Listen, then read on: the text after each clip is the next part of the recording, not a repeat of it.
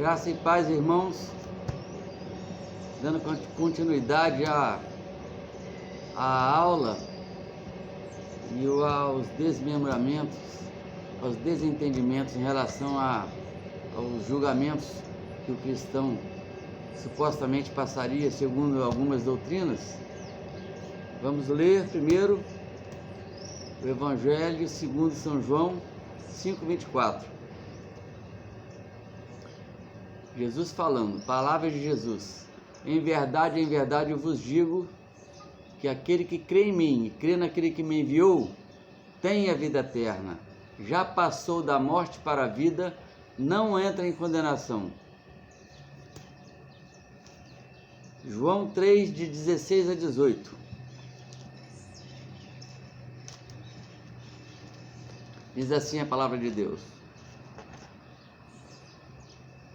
porque Deus amou o mundo de tal maneira que deu o seu Filho unigênito, para que todo aquele que nele crê não pereça, mas tenha vida eterna. Porquanto Deus enviou o seu Filho ao mundo, não para que julgasse o mundo, mas para que o mundo fosse salvo por ele. Quem nele crê não é julgado, mas o que crê já está julgado. Em outras tradições diz, condenado, porquanto não crê no nome do unigênito Filho de Deus. Amados, não crer no que está dizendo aqui, não crer na palavra de Deus, seria o mesmo que dizer que Cristo está mentindo, que ele é mentiroso. Então, irmãos, ter o respeito, a verdadeira reverência e crer no que a palavra diz é de suma importância para coadunar com aquela palavra. Crer para ser salvo.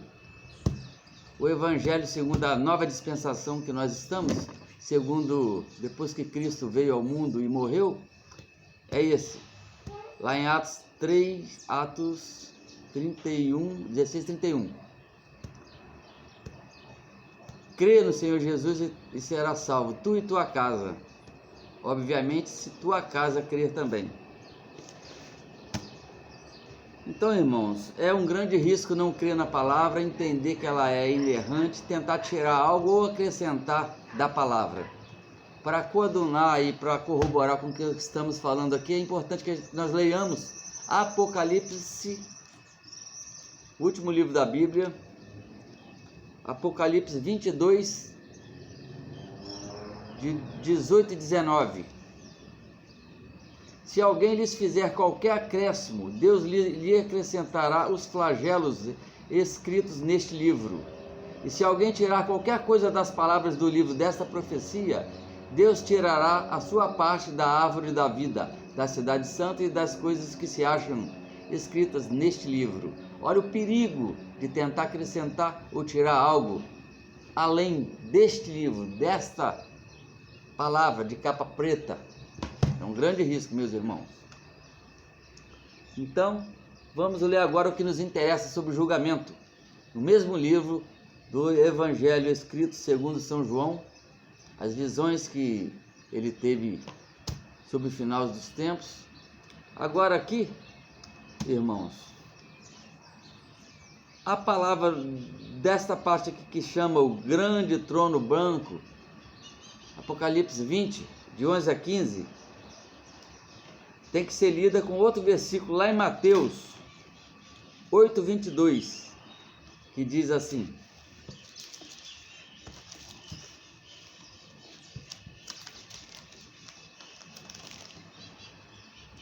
Mateus 8:22, assim diz a palavra do nosso Senhor. Replicou-lhe, porém, Jesus: segue-me e deixe que os mortos sepultem os seus próprios mortos. Amados, o conceito de mortos para a palavra de Deus é exatamente aqueles que não têm Cristo, que ainda não aceitaram Cristo como seu único e suficiente Salvador, ainda em vida, ainda nessa terra. Depois que Adão e Eva pecou, a ordem era, o castigo, os flagelos eram: se comeres deste fruto, certamente morrerás. Lá em Gênesis, fulano gerou ciclano, viveu tantos anos e morreu. Ciclano gerou fulano, viveu tantos anos e morreu. Irmãos, isto se cumpre-se até hoje. Quando nascemos, uma das maiores certezas que teremos é que morreremos. Daqui provavelmente 100 anos, ninguém que está vivo aqui nessa terra estará morto, estará vivo aqui. Todos nós estaremos naquele cemitério, enterrado ali. Esse corpo carnal, a condenação é essa. Então, vamos ler lá o julgamento do grande trono branco, já entendendo o que são mortos. Aqui fala várias vezes sobre mortos. A palavra principal aqui são morte e mortos. Leiamos lá. O juízo de Deus. Viu um grande trono branco, aquele que nele se assenta, de cuja presença fugiram a terra e o céu, e não se achou lugar para eles. Vi também os mortos, grandes e pequenos, postos em pé diante do trono. Então se abriram os livros, ainda outro livro, o livro da vida, foi aberto. E os mortos foram julgados segundo as suas obras, conforme o que se acha escrito nos livros. Deu o mar os mortos que neles estavam. A morte e o além entregaram os mortos que neles havia, e foram julgados um por um, segundo as suas obras. Então a morte e o inferno foram lançados para dentro do lago de fogo. Esta é a segunda morte, o lago de fogo. E se alguém não foi achado no livro da vida, esse foi lançado para dentro do lago de fogo. Reparem, irmãos, que só fala de morte e de mortos, ou seja, todos aqueles que tiveram em vida a oportunidade de aceitar Cristo, não o aceitaram. Aqui é julgamento do mundo, com exceção dos que aceitaram Cristo. Aqui é mortos e morte, de cima e embaixo. Por esse grande motivo, que quem está em Cristo, que a nova criatura que foi vivificado em Cristo, não se encaixa de forma nenhuma. Então entendamos, o cristão, o salvo em Cristo, não tem o julgamento porque ele já foi justificado em Cristo, diferentemente daquele que ainda não aceitou Cristo. Esse sim terá o julgamento. Seria uma lavratura de sentença. O julgamento lá em João 3, 17, 18 já diz que já está julgado quem não está em Cristo. O julgamento aqui é só para eles não irem murmurando, se achando, Hitler que era mal, eu era bom, eu nunca matei. Acontece, irmãos, que o Hitler não é um padrão a ser seguido. Aqui o padrão é Cristo. O primeiro versículo que lemos ali, o título, julgamento do trono branco. O trono é branco porque representa a pureza de Deus, é o padrão que tem que ser seguido. O trono é grande. O versículo seguinte, ela é grande porque o julgamento é de todos, o mundo inteiro. O mundo que fala João 3,16, é o mundo, a parte de quem não aceitou Cristo.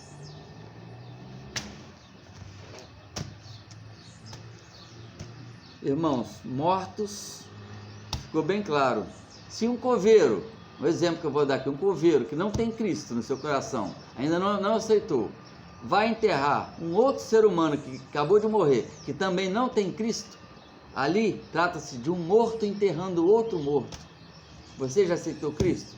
Para Ele te vivificar e você ter vida espiritual? Esse corpo aqui está morto.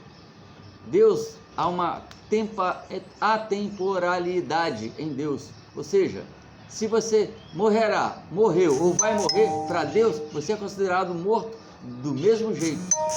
Deus não tem tempo. Continuamos, irmãos. Então nesse julgamento será julgado, essa lavratura de sentença, será julgados todos que não tiverem Cristo, pensamentos, obras, as descrenças da palavra de Deus e as omissões feitas por essas pessoas. Continuando agora, irmãos, há outro julgamento que muitas doutrinas entendem, erroneamente, é claro, que o cristão será julgado. Ela está lá em Mateus 25, de 31 a 34. Vamos ler algumas partes, não vou ler tudo para não ficar cansativo, mas é fácil de ler e entender. A Bíblia diz: conhecereis as Escrituras e ela vos libertará. Conhecereis a verdade e a verdade vos libertará. Então, Mateus 25, Mateus 25, 31, é o grande julgamento. Quando vier o Filho do Homem na sua majestade e todos os anjos com ele, então se assentará no trono da sua glória, e todas as nações serão reunidas em sua presença. E ele separará uns dos outros, como o pastor separa os cabritos das ovelhas. E lá embaixo do final desse capítulo, o 45 e 46. Então lhes responderá: em verdade vos digo que sempre que o deixastes de fazer a um destes pequeninos, a mim o deixastes de fazer. E irão estes para o castigo eterno, porém os justos para a vida eterna. Aqui sim é o julgamento, mas não fala nada da igreja. Alan, te peguei, hein? Como é que você vai tirar a igreja desse julgamento aqui, hein? No primeiro vídeo que nós falamos, nós enfatizamos o fato de texto sem contexto gera pretexto. Então, irmãos, quando não há visão num texto, provavelmente estará em outro contexto. Às vezes o foco tem que ser ampliado ou mais ampliado até você ter uma noção exata. O contexto desse capítulo aqui, primeiro isso aqui está dizendo que as pessoas que, no contexto judaico da época que Cristo viveu, o maior dos judeus, esse julgamento aqui é para aquelas pessoas que lá no judaísmo não reconheceram Cristo como Senhor e condenaram, não deram vestimenta, alimentos e bebida para os cristãos que estavam necessitados daquela época. Então o contexto está lá em Mateus 24. Vamos regredir aqui um capítulo antes. Mateus 24, 15. Ali esse contexto é todo judaico, irmãos. Está dando indícios claros aqui, que está falando somente daquele povo, daquela época, naquele local. Então lá, tem indícios aqui que claramente leva-nos a entender que a igreja ainda não está aqui. Ela não foi criada, só que seria criada lá em Atos 2, pois Jesus disse assim lá em Mateus: edificarei a minha igreja sobre esta pedra que é Pedro, e as portas do inferno não prevalecerão contra ela. As pessoas da teoria do pacto têm que entender aí e voltar para as aulas de conjugação verbal. Edificarei, futuro. Ainda não havia sido criada a igreja neste contexto, neste período, que só seria sido edificada lá no dia de Pentecostes, após Atos 2, e todo o contexto de arrebatamento, salvação pela graça, os mistérios da graça que só seriam revelados a Paulo, e somente a Paulo. E em todo esse contexto aqui que nós vamos ler, Paulo nesse momento, onde você acha que Paulo está nesse momento? Paulo nesse momento estava perseguindo os cristãos. Ele, ainda de nome Saulo, estava matando, torturando, prendendo. Ele participou do apedrejamento de Estevão, que era um cristão perseguido. Portanto, irmãos, Paulo, a igreja, arrebatamento, ainda nem havia sido anunciado. Então, os contextos que geram entendimento, dizendo e levando ao entendimento que tudo isso aqui é judaico. Mateus 24, 16. Então os que estiverem na Judéia fujam para os montes. Nessa grande tribulação, quem que estará na Judéia? São os prováveis moradores da Judéia, a não ser o Israel, os judeus. Se falasse, quem estivesse no Brasil, correm para os montes. Obviamente seriam os brasileiros, mas aqui está bem nítido. Ai das que estiverem grávidas, o 19, e das que amamentarem naqueles dias. É óbvio que nessa tribulação Imagina o sacrifício e o trabalho que as grávidas teriam para ter que fugir dessa tribulação aqui. 20. Orai para que a vossa fuga não se dê no inverno, nem no sábado. Nem no sábado. Quem que é seguidor, que na hipocrisia, na falsidade, guarda o sábado? A não ser os judeus que estão ainda arraigados e agarrados na lei antiga de Moisés. Ainda não reconheceram que a salvação só vem pela graça em Cristo Jesus. Eles ainda estão agarrados na lei, e a lei não salva ninguém. Se eles não entenderem que é por Cristo, eles irão para aquele grande julgamento, ou este aqui. Então, irmãos, orai para que a vossa fuga não se dê no sábado. Os judeus têm um ritual, uma ordenança, nas quais eles, durante o sábado, a guarda do sábado, não podem andar mais do que 1.200 metros. E se ele tiver que fugir nesse dia, ele vai estar infringindo a lei que eles julgam cumprir corretamente. Tem muitas doutrinas que dizem, usa o versículo 24, porque surgirão falsos cristos e falsos profetas operando grandes milagres e prodígios para enganar, se possível, os próprios eleitos. E esse aqui, o 22. Não tivesse aqueles dias abreviados, ninguém seria salvo, ou nenhuma carne se salvaria.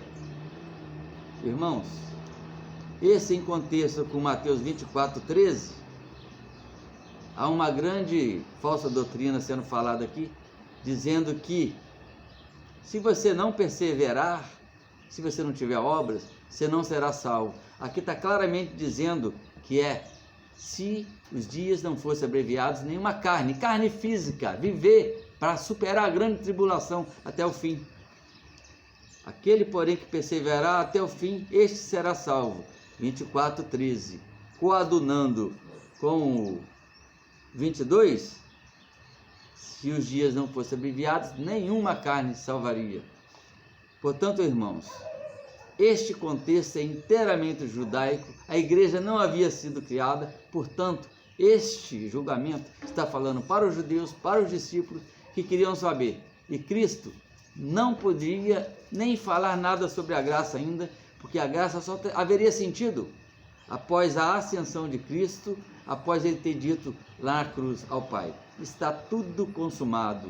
Agora sim, Cristo cumpriu a lei que nenhum judeu conseguiu cumprir, a não ser ele. E após esse cumprimento da lei, ele agora pode falar de boca cheia: de graça sois salvos mediante a fé em mim, Cristo.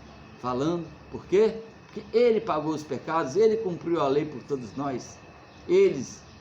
A graça foi muito cara para ele, mas ele resolveu nos dar de graça.